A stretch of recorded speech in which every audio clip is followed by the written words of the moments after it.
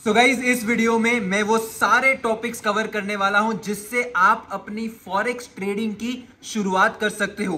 कोई भी काम चालू करने से पहले आपको अपनी फाउंडेशन को स्ट्रॉन्ग करना चाहिए एंड आई बेट यू कि मेरा ये फॉरेक्स ट्रेडिंग का ट्यूटोरियल विल मेक श्योर कि आप अपनी फॉरेक्स ट्रेडिंग की शुरुआत कर सको इन अ वेरी सिंप्लीफाइड मैनर। इस वीडियो को लाइक करिए, चैनल को सब्सक्राइब करिए और कमेंट जरूर करना अगर आप चाहते हो कि मैं इस फॉरेक्स ट्रेडिंग सीरीज को कंटिन्यू करूं further going ahead. Cheers guys and now let us get started. So let us get started without wasting any further time. सबसे पहला क्वेश्चन, फॉरेक्स ट्रेडिंग है क्या?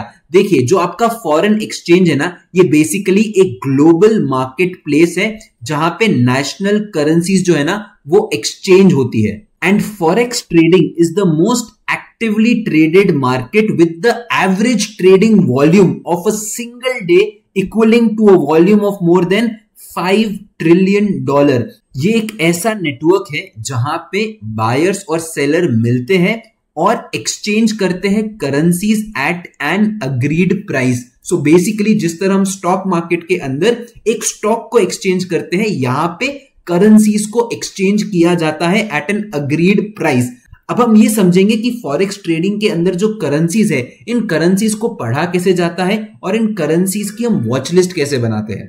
तो चलिए अब हम बात करेंगे वॉच लिस्ट के बारे में। देखिए, यहाँ पे मेरी वॉच लिस्ट का टाइटल क्या है, स्टॉक्स, और यहाँ पे आपको दिखेंगे Tata steel, Reliance, Maruti, जीपीपीएल, JSW steel. तो जिस तरह स्टॉक मार्केट में हम वॉच लिस्ट बनाते हैं स्टॉक्स की, उसी तरह फॉरेक्स के अंदर अपनी वॉच लिस्ट बनेगी करेंसीज की। लेकिन इन करेंसीज को पढ़ने का तरीका अलग होता है, तो मेक श्योर कि आपके पास एक नोटपैड है जहां पे आप सारी चीजें लिख लो, या तो फिर इस वीडियो को डाउनलोड कर लेना और उसको 1, 2, 3 बार आप जरूर देखना। सो गाइस, सबसे पहले हम बात करते हैं फॉरेक्स की वॉच लिस्ट के बारे में। 80% of the volume comes from these major currencies. The first one is euro, second one is GBP, the great British pound, obviously third one is USD, our dollar, fourth is JPY which is Japanese yen, fifth one is CAD and AUD. CAD is your Canadian dollar and AUD is your Australian dollar. अब एक चीज का ध्यान रहे, कभी भी एक foreign currency अपने आप में ट्रेड नहीं होता है। It is always traded alongside with another currency. इसका मतलब मैं आपको एक वॉच लिस्ट के जरिए बताता हूं। आपको यहां पे दिख रही होगी मेरी फॉरेक्स की वॉच लिस्ट।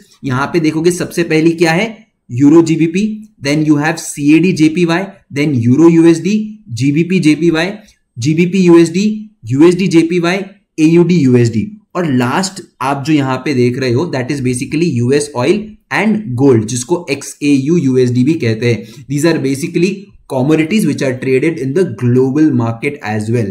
अब सबसे पहले आपको इन करेंसीज को पढ़ना कैसे है, बिकॉज अगर मैं मेरी स्टॉक्स की वॉच लिस्ट ओपन करूंगा तो ये बहुत सिंपल है। आपने टाटा स्टील को 131 में खरीदा, अगर ये 135 के ऊपर गया तो आपको प्रॉफिट हो जाएगा। Same is the case with Reliance, Maruti, जीपीपीएल stock, JSW and so on. But forex के अंदर ये understanding of the currency is very different, because यहाँ पे पॉइंट्स में बात नहीं होती है, राइट। यूजुअली हम क्या कहते हैं, भाई टाटा स्टील के अंदर वो 400 से 405 के ऊपर चला गया तो 5 पॉइंट्स का मूव आ गया। लेकिन फॉरेक्स के अंदर ये जो पर्टिकुलर कैलकुलेशन है कि आपका ट्रेड आपके फेवर में कितना मूव हुआ या आपके अगेंस्ट कितना गया, it is calculated based on pip movement. और अब हम लोग समझेंगे कि ये पिप मूवमेंट बेसिकली होता क्या है। तो चलिए अब हम समझते हैं कि हमें इन करेंसीज को पढ़ना कैसे। For this I have taken the example of euro USD which equals 1.0659। इसका बेसिक मतलब ये है कि आपका जो यूरो है वो यहाँ पे बेस करेंसी है, यूएसडी जो है वो आपका कोट करेंसी है। 1 यूरो इक्वल्स 1.0659 यूएसडी। इसी कॉन्सेप्ट को about base currency and quote currency we can understand with a very simple example of USD INR. For example, 1 USD equals at this point of time around 83, which simply means that 1 USD equals 83 INR, which simply implies USD is the base currency and INR is the quote currency। और इसी तरह आपको यहाँ पे जितनी दी गई currencies हैं उनको पढ़ना है। आपकी जो पहली करेंसी होती है, जब भी आप एक पेयर को देखते हो, that is your base currency. The second currency is called as the quote currency. So with this note I hope कि आप समझ गए हो कि आपको करेंसी को पढ़ना कैसे है। अब नेक्स्ट इंपॉर्टेंट पॉइंट है कि ये करेंसी के अंदर जो मूवमेंट होते हैं ना, इसको हम कैसे समझे। देखिए अगर आप यहां पे देखोगे 1.23808, 147.64, 91.17, 109, the base is very small. अगर आपको मैं एक बार मेरी इंडियन वॉच लिस्ट दिखाऊं तो हम इसके अंदर किस तरह पढ़ते हैं। फॉर एग्जाम्पल टाटा स्टील है, इसका 131 का भाव है, रिलायंस है 2457, मारुति है 10525। तो अगर यहां पे कोई मूव आया, फॉर एग्जांपल ये 131 से 135 चला गया, तो हम क्या बोलेंगे, भाई साहब 4 पॉइंट का मूव आया है। जितनी आपकी क्वांटिटी, अज्यूम करो आपने 100 क्वांटिटी में बाइंग या सेलिंग किए, तो आपका प्रॉफिट हो जाएगा 400 रुपए। Same is the case with any stock that you are buying, whether for intraday और पोजिशनल ट्रेडिंग, कॉन्सेप्ट सेम है। जितने पॉइंट से वो मूव होगा उतने पॉइंट का आपका प्रॉफिट गिनाया जाएगा। लेकिन फॉरेक्स के अंदर this movement in the underlying instrument, which is your foreign currency, is calculated with the help of pip calculation. So now let us understand this very important concept. धीरे से video को देखना, और अभी तक आपको वीडियो अच्छा लग रहा है तो जरूर लाइक करना और कमेंट करना। Now let's try to understand 10 pip move in these pairs if these are the quote currency. अगर USD आपकी quote currency है तो जो थर्ड डेसिमल के अंदर मूव आएगा ना, उसके बेसिस के ऊपर आपका 10 पिप का मूव कैलकुलेट किया जाएगा। एंड अगर आपकी कोट करेंसी JPY है तो फर्स्ट डेसिमल को आप नोट करोगे फॉर 10 पिप कैलकुलेशन। अब जैसे कि आप यहां पे वॉच लिस्ट देख सकते हो, यहां पे आपको यूरो USD दिख रहा है विच इज 1.0659। तो हमने जो यहां पे सीखा है ना, हम इधर अप्लाई करेंगे। Same is the case with USD JPY which is 147.83। अब जो चीज मैंने आपको कही है यहां पे, हम यहां पे अप्लाई करने वाले हैं। मैं बताऊं उसके पहले आप ट्राई करो अप्लाई करने का। तो चलिए अब हम समझते हैं 10 pip calculation for a currency जिसका quote currency is basically your USD। अब यहां पे देखोगे यूरो USD कितना है, 1.0659। Now, as we just learned that we are supposed to focus on the third decimal, तो अगर यूरो USD का भाव चला जाता है 1.0669, then this change in the third decimal is considered as a 10 pip move. Assume करो ये चला गया 1.0769, then यहां पे इस पर्टिकुलर मूव को हम कहेंगे 100 पिप का मूव। और अगर यूरो USD का दाम घट के हो जाता है 1.0658, then this is called as a 1 pip move. Now let's move forward and understand the moves in JPY if JPY is the quote currency. मैंने आपको अभी यहां पे जो भी कहा है इसका आप एक बार स्क्रीनशॉट ले लो, बिकॉज जब आप ट्रेडिंग करोगे ये आपके बहुत ज्यादा काम आने वाला है। और आगे जब हम लॉट साइज की बात करेंगे then this is very important. जैसा कि आप यहां पे देख सकते हो, एक CAD JPY की वैल्यू इज 109.26, और अगर आपको 10 पिप मूव कैलकुलेट करना है then you are suppose to focus on the first decimal. अब अगर ये मूव होता है 109.36 तक, तो हम क्या कहेंगे, CAD JPY में 10 पिप का मूव आया है। And this is how you calculate pip for forex pairs.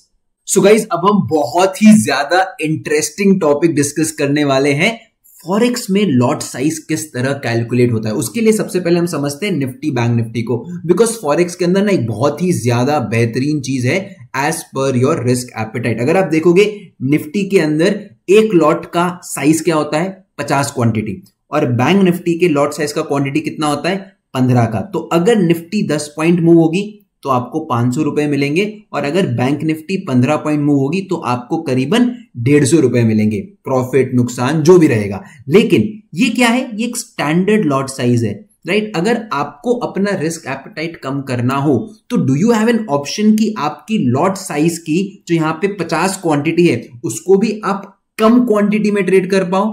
Well, ऐसा नहीं है, यहां पे एक स्टैंडर्ड लॉट ही है। लेकिन फॉरेक्स के अंदर there are basically 3 types of lot size. First is called as a standard lot, then you have a mini lot, and then there is a micro lot. Standard कितना हो गया, 1, mini हो गया 0.1 and micro हो गया 0.01।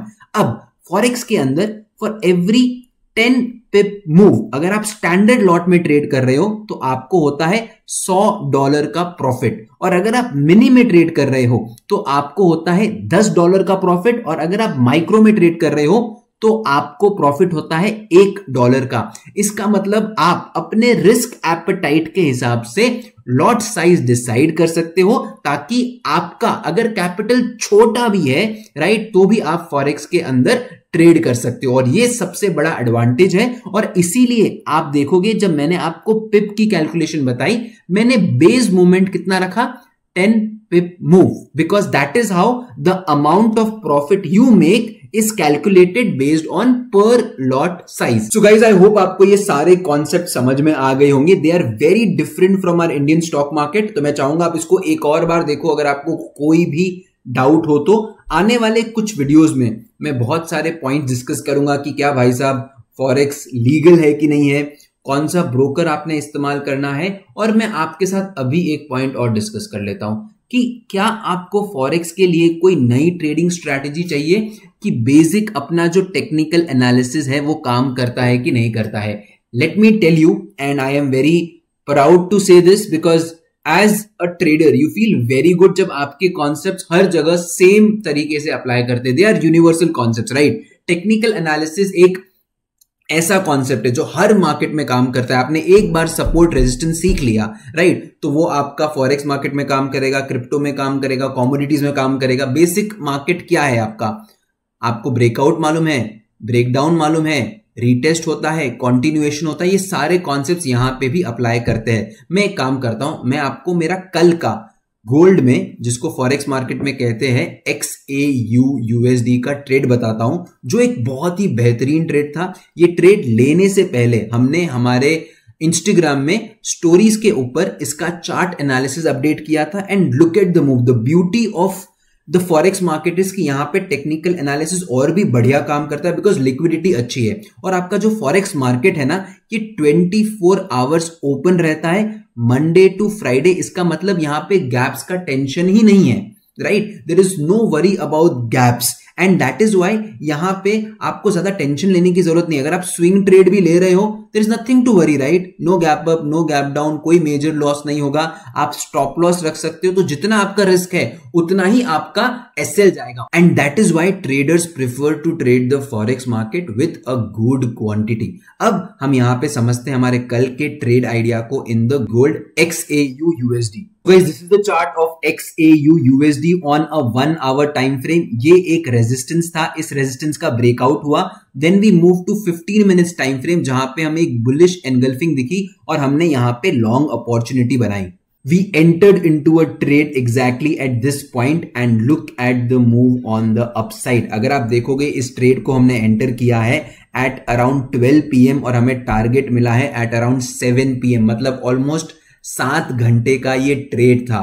यहां पे forex trading के अंदर स्किल से ज्यादा पेशेंस का रिक्वायरमेंट है, बिकॉज मार्केट को आपके फेवर में मूव होने में टाइम लगेगा. हम यहाँ पे हाल फिलहाल स्कैल्पिंग की बात नहीं कर रहे. We are talking about normal trades on a 15 minutes time frame, जहां पे ट्रेड को आपके फेवर में प्ले आउट होने के लिए टाइम लग सकता है of 3 hours, 4 hours and so on. तो यहाँ पे पेशेंस की रिक्वायरमेंट आपको बहुत ज्यादा होगी.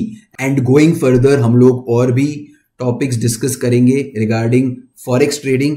मैं चाहूंगा कि आप इस वीडियो को लाइक करो, कमेंट डाउन करो कि आपको कौन से कॉन्सेप्ट सही से समझ में आए और ऐसा कौन सा कॉन्सेप्ट है जो आपको समझ में नहीं आया, ताकि मैं आपके साथ लाइव आऊं यूट्यूब के ऊपर और उस कॉन्सेप्ट को क्लियर करूं. वीडियो को लाइक करिए, चैनल को सब्सक्राइब करिए और इसी तरह आप हमें सपोर्ट करते रहिए. Thank you so much guys and have a great day.